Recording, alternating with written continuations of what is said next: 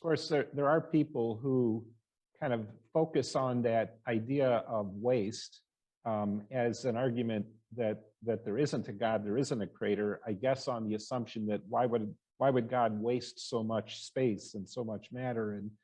And what kind of a response do you have to that?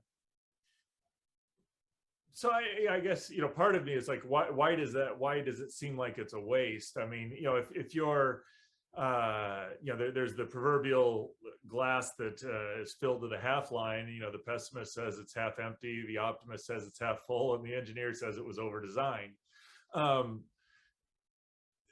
The being a waste is kind of an engineering way of looking at it. It's like, well, we could have done this, and you wasted all of this extra effort to make it happen.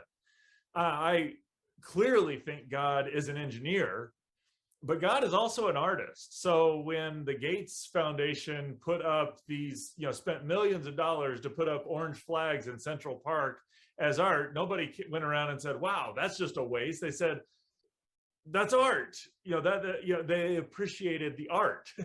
And so, Michelangelo built a beautiful on the top of in the ceiling of the Sistine Chapel.